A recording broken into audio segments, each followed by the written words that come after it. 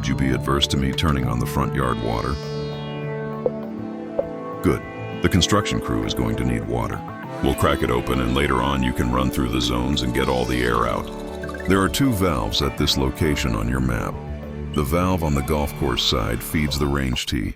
The one on the clubhouse side feeds the entire front yard from back of clubhouse to pool. Tennis court is on its own system. We'll valve off the golf course water, then we'll turn on city water. Get the key from the pump room and vice grips from the shop.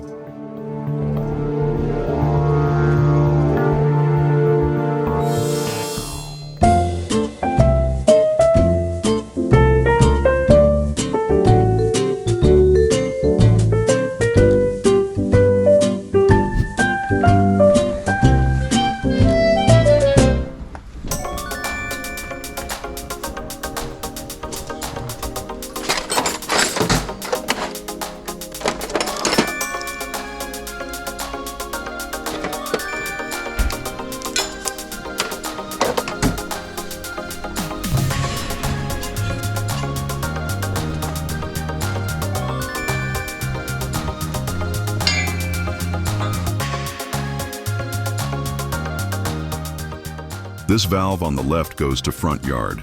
Close the valve by turning it to the right. It should still be open from when we blew the pipes out to winterize them. We need this valve closed so that when we turn on the city water for the front yard, it doesn't try to fill the golf course irrigation system.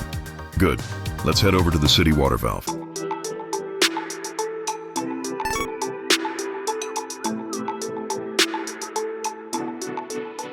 We need to level out where the mulch path dips here. Add it to your list of side tasks.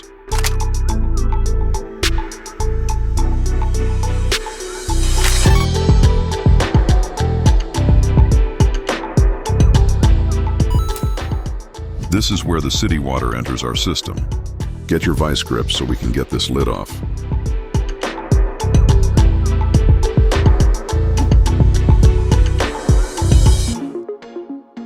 That's a wireless water meter reader.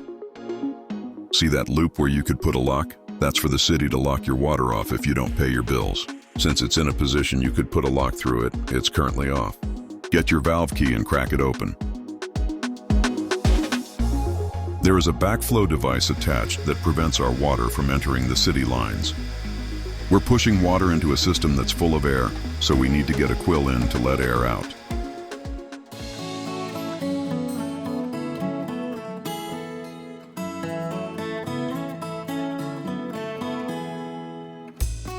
These are quills. This is a quick coupler. The nubs on the quill line up with openings on the coupler. You can face and hold the spout the direction you want while turning the handle. These open up by turning the handle clockwise, which may be counterintuitive. Take this single nub quill and open up the flagpole coupler. I'll mark the location on your map.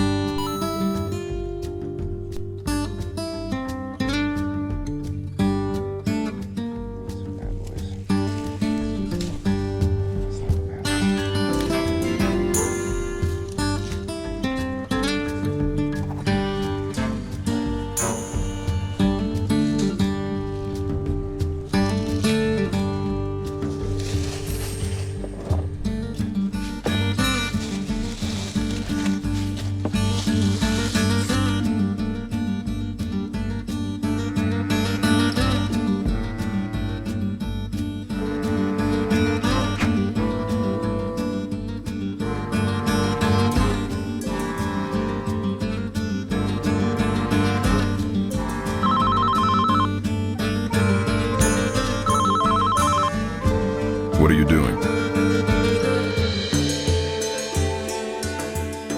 Okay, continue pulling weeds along the dining patio wall. Let me know when you finish. By the way, which types of weeds are you pulling? Find out as you go. You'll get 10 points for each one you hear about, and another 10 points for recognizing them later. One more thing, don't waste time pulling leaves out of the shrubs by hand.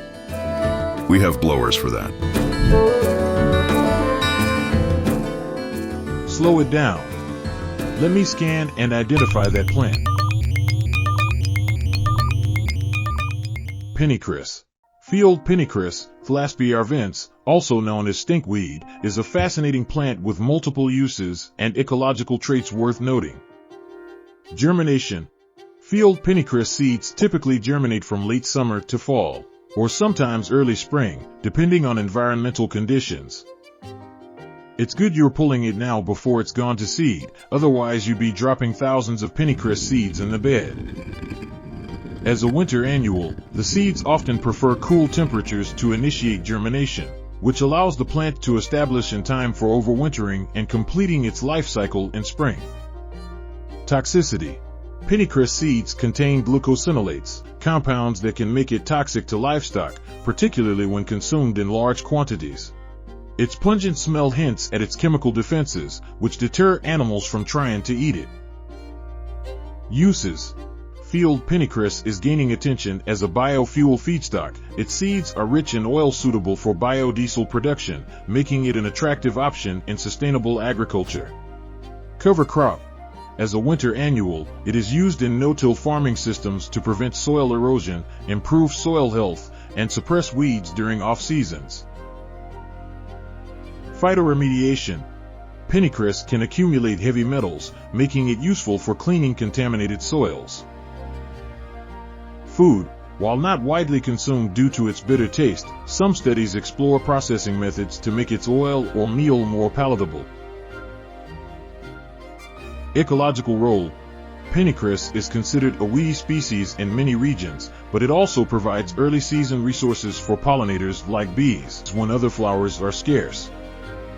Pennycress is being bred to improve its qualities as a biofuel crop and reduce its toxicity for broader agricultural applications. Its hardy nature and ability to thrive in poor soils make it an excellent model for studies in sustainable agriculture and plant resilience. Even a weed can have its moment of glory. Everything has potential if viewed through the right lens. Hold up, I gotta check something. I wonder.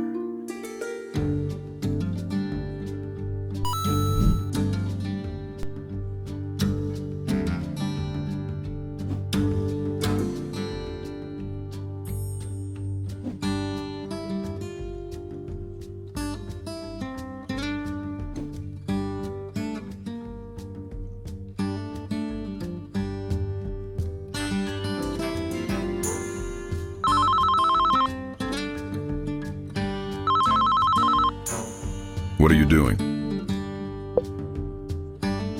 It's a maintenance Monday, so it's a good day to blow leaves out of the beds around the event center. Other days of the week, cars and people are up there and we shouldn't subject them to the noise and dust. Stop what you're doing and head up to the bed behind the range. Blow out the leaves and then mulch them onto the grass using the Grandstand. Try to avoid getting a lot of mulch from the bed onto the grass. Which types of weeds are you pulling?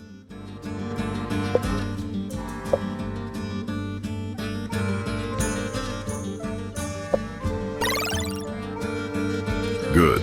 Now head up to the bed behind the range tee and blow it out.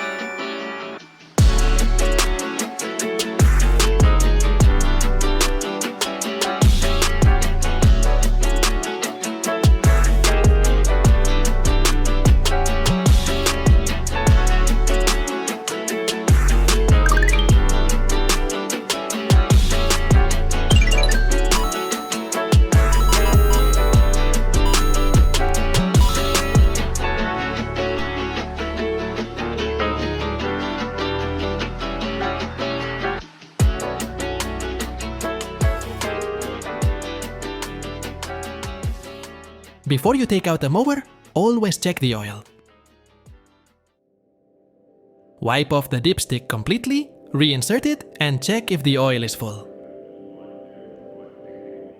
It's full, because I just filled it. Oop.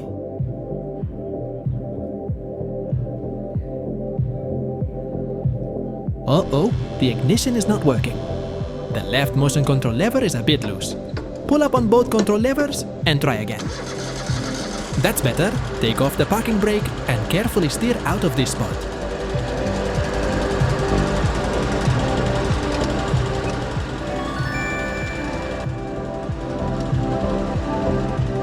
Wait, before you go, put the snow bucket back in place.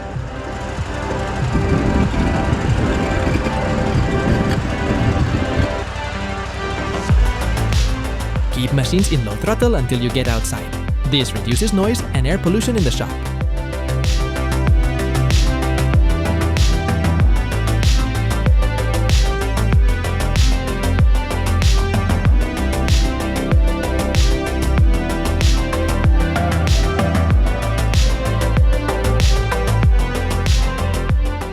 We changed the height of cut from 4 inches to 3.5 inches.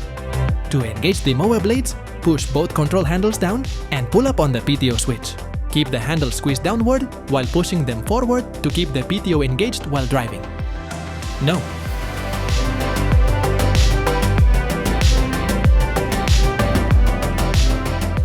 No, not yet. I see you want to open the side discharge.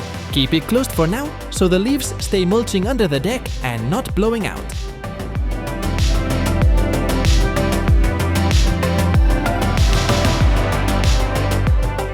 Mowing in reverse changes the airflow dynamics under the mower deck, keeping the leaves in the cutting zone longer and giving the blade more opportunities to chop them.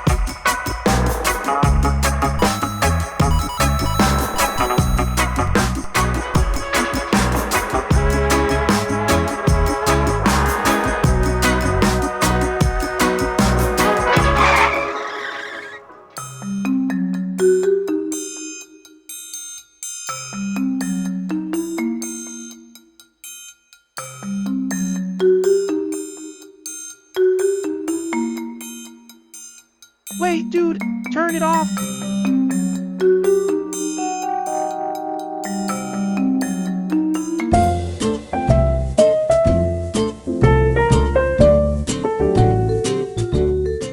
One hour later.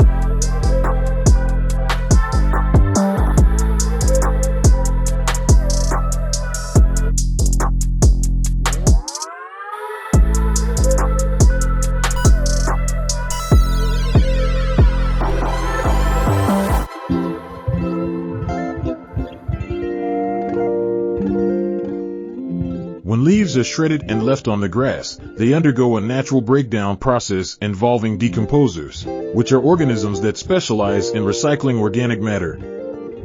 Decomposers include microorganisms like bacteria and fungi, as well as macroorganisms such as earthworms and insects. These organisms work in harmony to transform the tough, complex structures in leaves into simpler compounds that enrich the soil. Can you turn off that bell sound? Anyway, each decomposer processes leaves in unique ways. Fungi are among the first colonizers of dead leaves. Fungi are particularly adept at decomposing lignin, that complex and rigid branch-like molecule that most bacteria cannot easily process. Earthworms are crucial players in the decomposition of leaves and the overall health of soil ecosystems. Earthworms ingest soil and organic matter, mixing it with saliva that contains digestive enzymes. By the way, I hope you're wearing a mask. That's a lot of dust.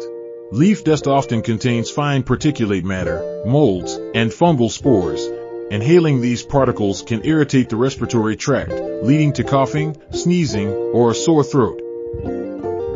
Anyway, insects like beetles or millipedes also mechanically break leaves into smaller fragments with their mandibles. The fragmented leaf material in their excrement is often more accessible to the much smaller decomposers, such as bacteria and fungi. Bacteria act on the leaf fragments by secreting extracellular enzymes directly onto the leaf surface.